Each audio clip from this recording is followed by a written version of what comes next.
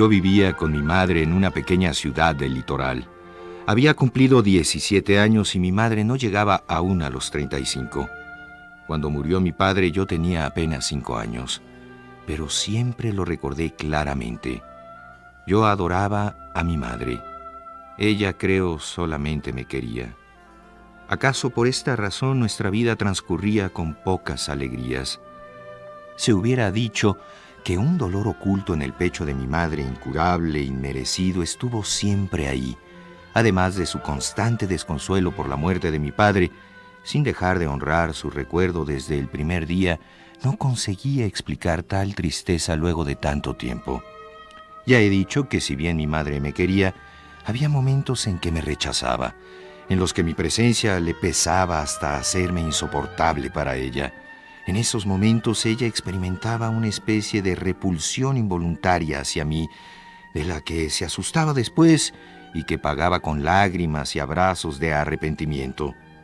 Yo cargaba con la culpa de tales brotes de hostilidad y para no resentirlo constantemente, culpaba yo a su precaria salud, pues constantemente se hallaba enferma, y también lo achacaba al dolor por la muerte de mi padre que parecía no mitigarse luego de 12 años. Ella vestía siempre de negro y aunque llevábamos una vida bastante holgada, no nos relacionábamos con casi nadie.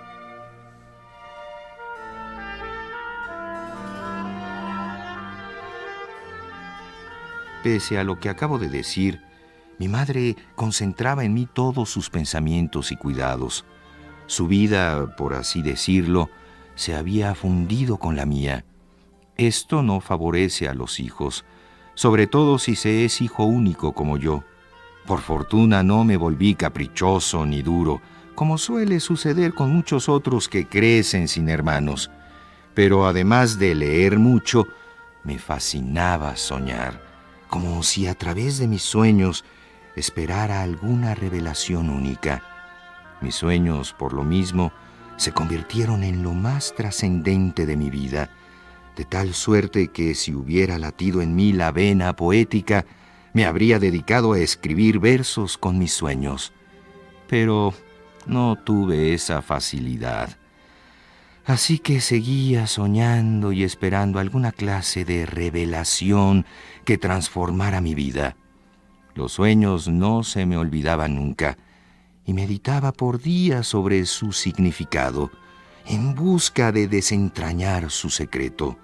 Al fin, cuando estaba por cumplir los 18 años, un sueño efectivamente transformó mi vida y la de mi madre.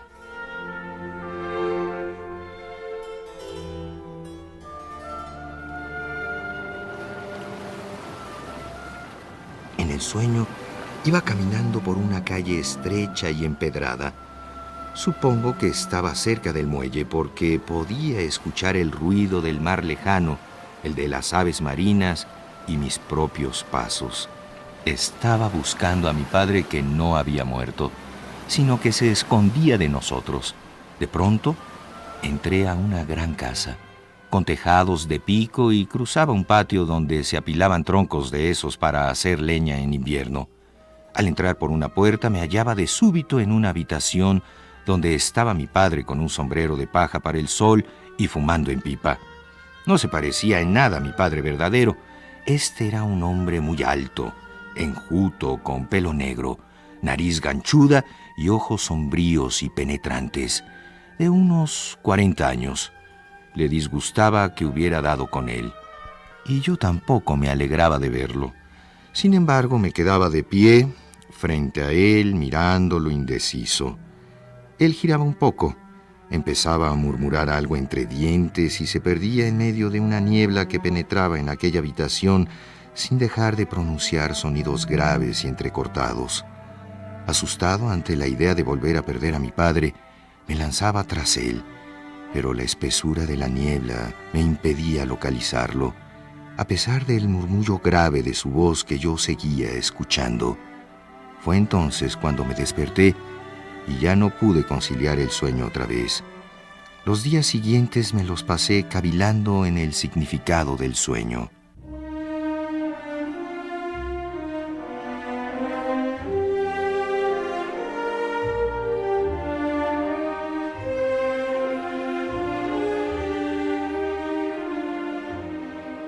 Había llegado junio sin que yo pudiera quitarme de la cabeza el recuerdo de aquel sueño. Este iba y venía sin poder olvidarlo. Por fortuna, durante el mes de junio nuestra ciudad se anima extraordinariamente y el júbilo absorbe tu atención de tal suerte que te olvidas de cualquier inquietud.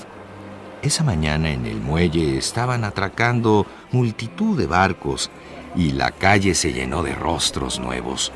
Por eso me gustaba deambular por la costera, delante de los cafés y los hoteles, observar a los marineros y a los turistas bajo los toldos de lona y las sombrillas en torno a sus refrescantes jarras o tarros de cerveza.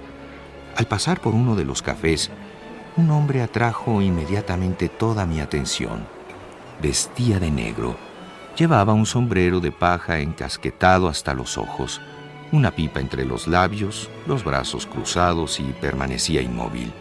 Me pareció tan conocido, pues mi memoria conservaba cada rasgo de su rostro moreno, así como su figura. Mientras trataba de recordar por qué me parecía familiar, acaso porque sintió mi mirada, el hombre levantó los ojos hacia mí y no pude reprimir una exclamación que tuve que ahogar parcialmente. Aquel hombre era idéntico al padre de mis sueños.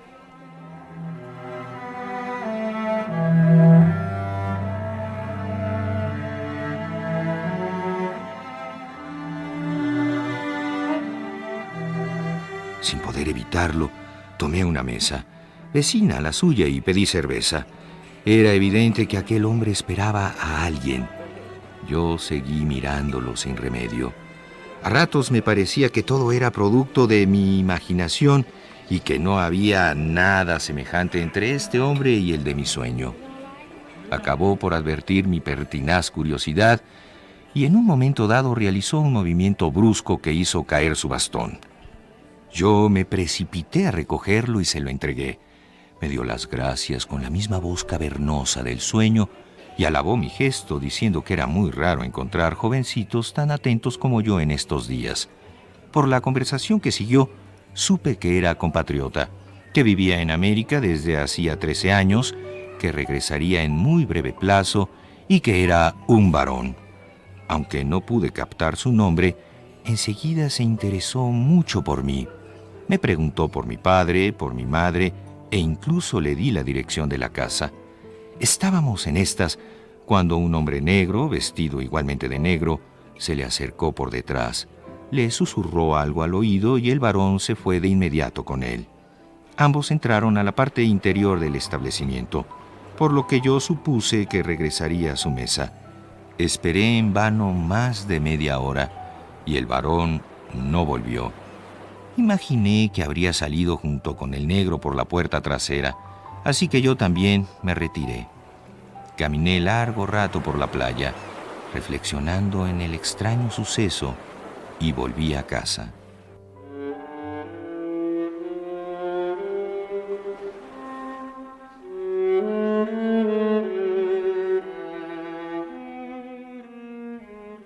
En cuanto aparecí en el recibidor de mi casa, la sirvienta corrió a decirme que mi madre había sufrido un desmayo. El doctor ya había estado con ella. Le recetó un calmante y me contó que mi madre había tenido una fuerte impresión. Según le había dicho, un hombre había entrado hasta el jardín de la casa. Vestía de negro y traía un sombrero de paja. Al ser detectado, había huido.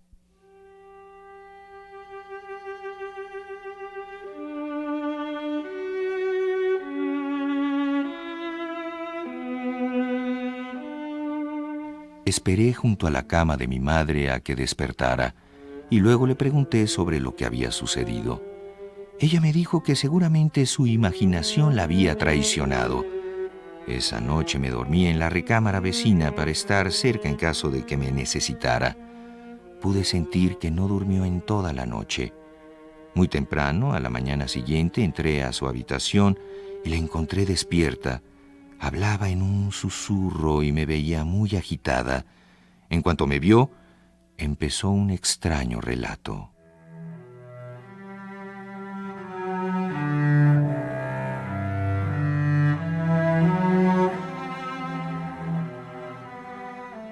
Con voz delirante, Como urgida por una necesidad imperiosa, me contó que durante el primer año de su matrimonio con mi padre, había hecho un viaje de placer a la capital.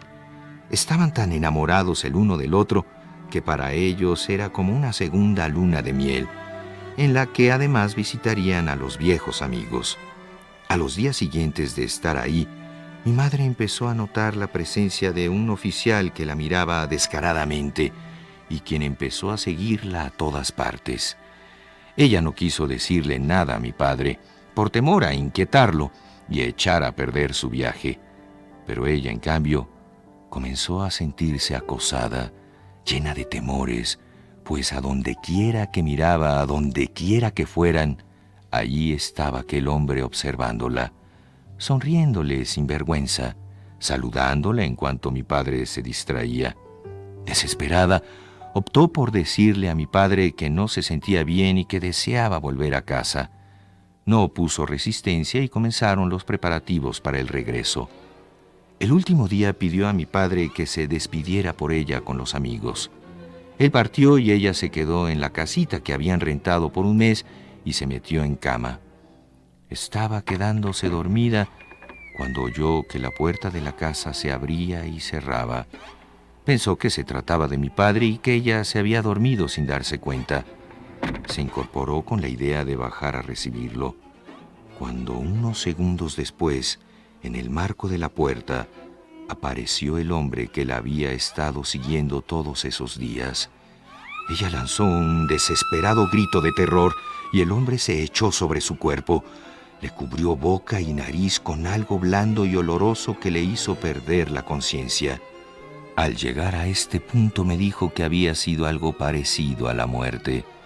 Cuando aquella horrible niebla abandonó su cabeza, mi padre se hallaba a su lado con el semblante desencajado, pero ella no pudo dar ninguna explicación.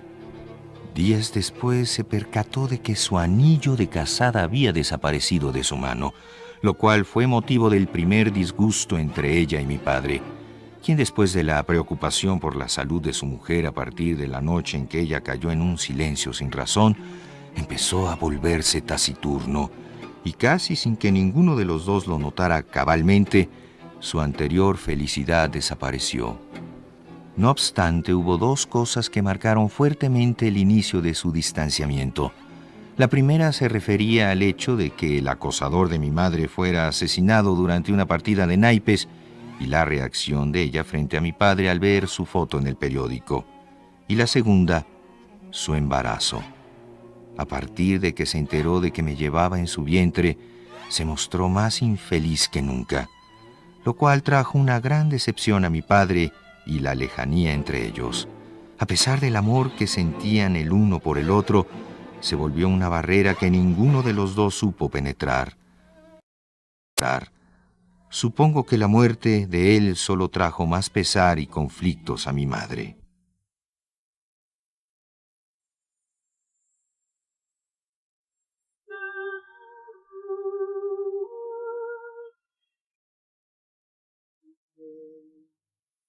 Cualquiera comprenderá fácilmente la estremecedora impresión que me produjo el relato de mi madre, más aún porque luego de concluirlo, afanosa se puso a buscar su anillo de bodas, como si el horror que había vivido en manos de aquel hombre hubiera sucedido ayer.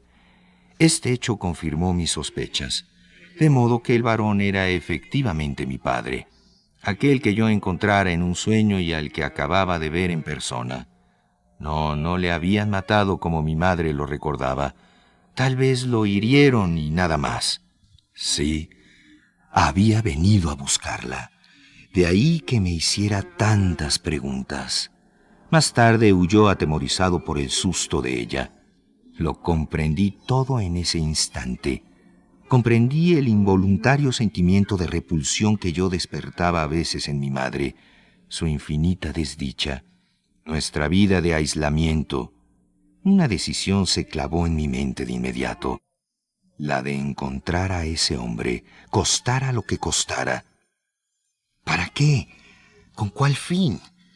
No me pude responder entonces, así como tampoco sabía qué quería ahora el varón de mi madre. ¿A qué venía? De cualquier modo, El asunto se volvió para mí de vida o muerte.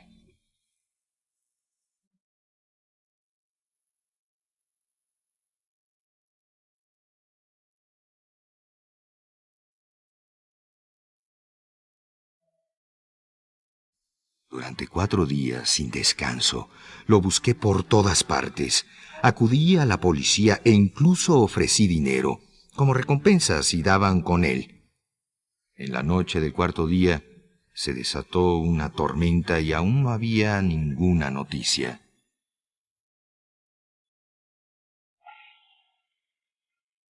Durmiendo a ratos, esperé toda la noche a que amaneciera, pendiente de mi madre que dormía un poco más tranquila en la habitación vecina. Salí sin hacer ruido para no despertarla. La tormenta había amainado y era tan temprano que no se veía nadie por las calles. Pensé ir hacia el embarcadero, pero mis pies me condujeron a otra dirección, como si se sometieran a un mandato ajeno a mí. A los 10 minutos me encontré en una calle cercana a la de los muelles. Podía escuchar el rugido del mar en la lejanía. Nunca antes había caminado por esta parte de la ciudad. Caminaba con una extraña sensación interna, como esperando algo extraordinario. Y en efecto, ocurrió. De pronto, como brotado de la tierra, o si se quiere, de la nada, el hombre negro vestido de negro apareció caminando unos 20 pasos delante de mí. Me indicó que lo siguiera con un gesto de su mano. Lo seguí y lo vi doblar en la esquina. Corrí, pero al dar la vuelta lo había perdido. Sin embargo, reconocí la calle en cuanto estuve en ella.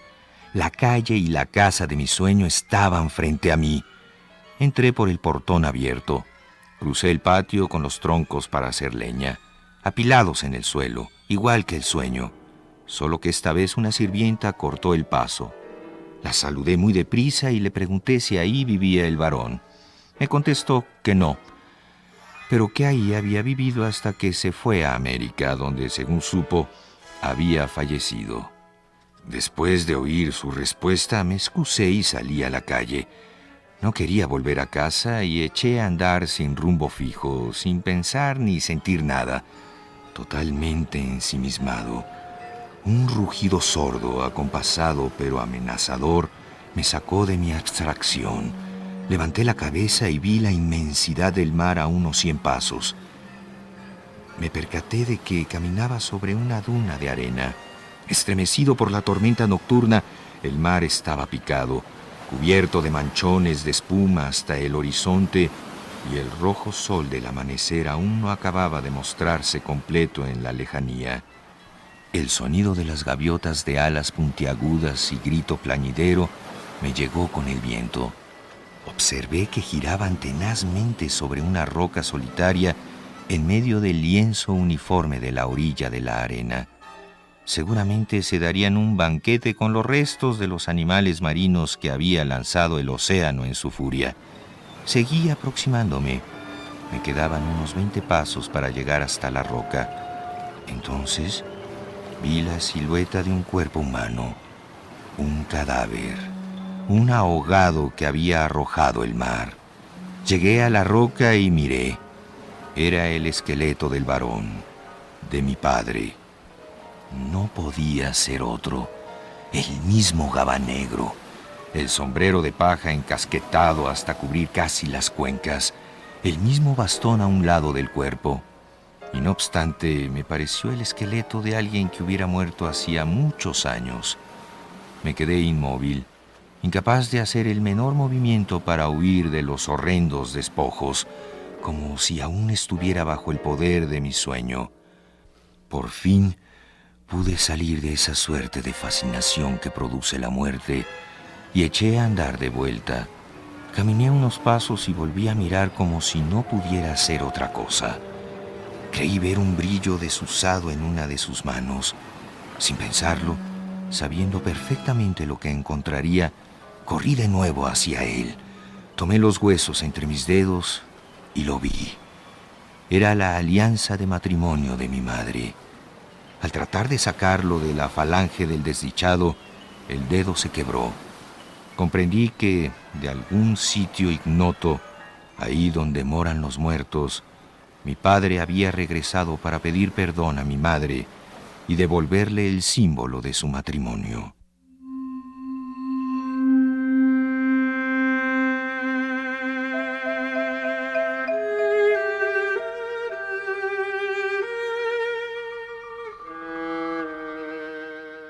Mucho tiempo después, lamenté no haber dado sepultura a mi padre biológico. Todavía me persigue cierta pesadumbre al recordarlo como un desecho solitario en la playa. Lo curioso es que los periódicos de nuestra pequeña ciudad jamás hablaron de aquel viejo esqueleto en la playa. No obstante, esperé a que mi madre recuperara su salud para darle el anillo. Le dije, para tranquilizarla, que yo mismo lo había visto morir, que le pedía perdón y le devolvía su alianza con mi otro padre. En cuanto a ella, con el tiempo pareció ir recobrando una suerte de paz interior que duró hasta su muerte. Sin embargo, como si luego de este suceso ya no hubiera necesidad de fingir un afecto que jamás sintió por mí, se volvió más lejana y distante en mi presencia. Por fortuna, el tiempo cura hasta cierto punto las heridas profundas, y sé que ya la he perdonado, pues ella fue, como yo, víctima de sus circunstancias.